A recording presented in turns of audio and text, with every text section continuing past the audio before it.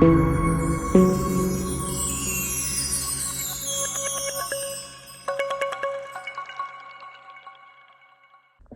je crois qu'on est un peu tous à la même enseigne. Il pleut, il fait gris. Bref, on a l'impression que l'été s'éloigne alors qu'on avait vécu de merveilleuses journées de printemps. Donc, bon, perso, moi, ça me casse un peu le moral.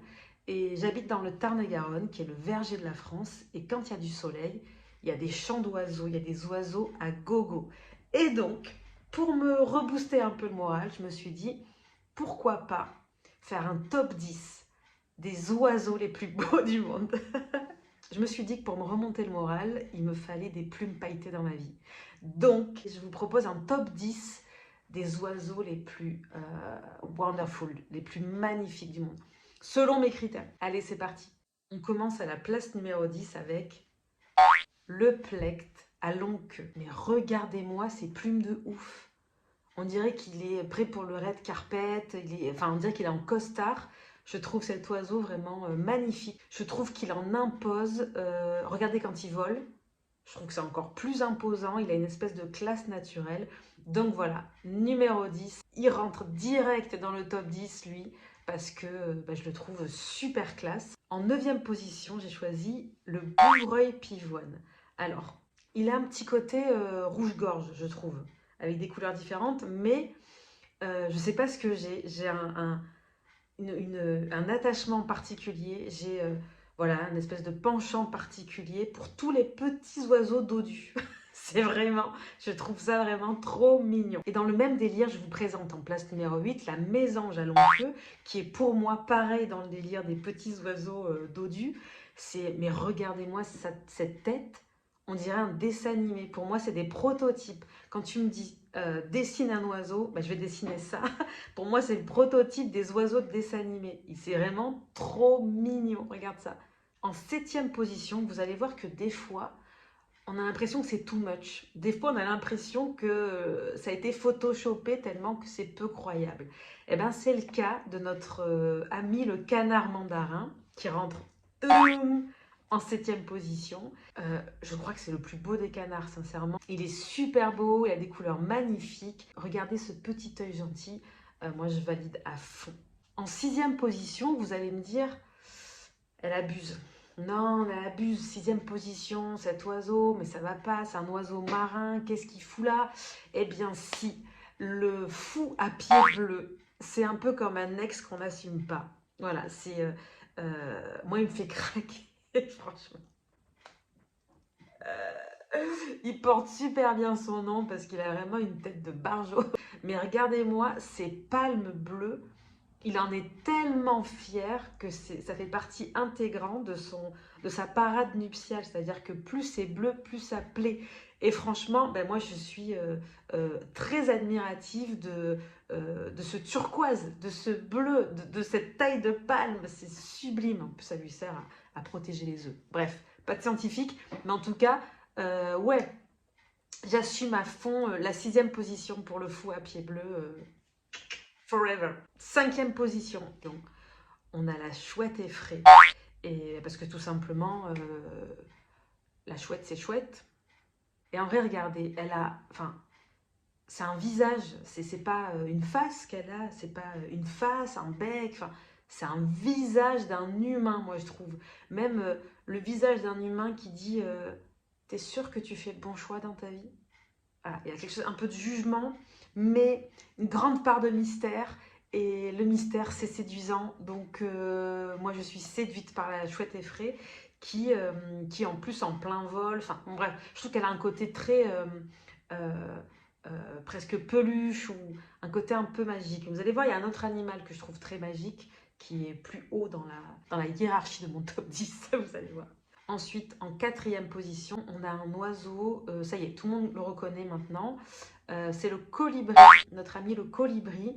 Alors, il faut savoir qu'il y a plus de 300 espèces de colibris. J'en ai choisi un qui semble avoir des écailles, qui a une couleur vraiment, mais je trouve pareil, une espèce de dégradé magnifique. On part dans des bleus, des verts, il est sublime. Il rate le podium, c'est le 4e, donc il a raté le podium.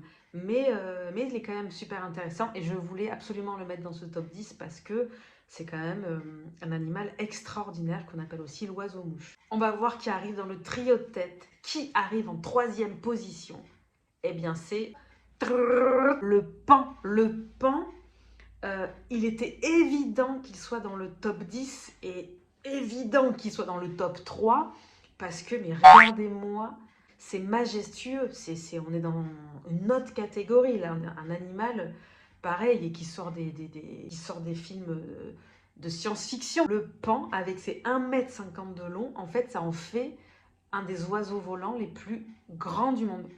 Et majestueux. Et puis, j'en passe. Mais regardez, enfin, juste sa photo, voilà. Le paon. Je crois que j'ai rien à dire de plus. Juste observez ça.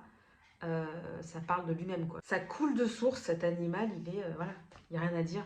Il y a juste à regarder, quoi. En 2e position, je vous entends déjà être déçu par le fait qu'il soit en 2e position. Vous allez me dire, quoi? Mais qu'est-ce que c'est que ça? Ça reste quand même de la même famille que la poule. Et vous avez raison, parce que c'est aussi un cousin du paon et de la poule. Moi, j'en ai croisé un et ça m'a fait l'effet d'être dans un Harry Potter, tellement que j'avais l'impression que c'était un phénix.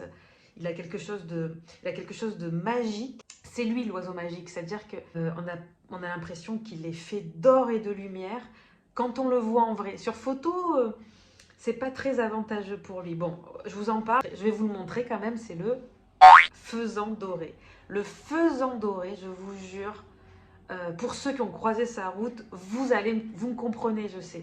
Pour ceux qui ne l'ont jamais vu, vous allez me dire, ouais, bon, il y a mieux. Eh bien non, je vous assure que il est magnifique, cet oiseau. Non, mais cet oiseau, voilà, il y a pas de négociation. 2e place, 2e place. Ensuite, le premier. Qui est arrivé premier? Qui est arrivé premier dans ce top 10 de tous les dangers? Ce top 10 où ça joue des pattes, ça joue des coudes.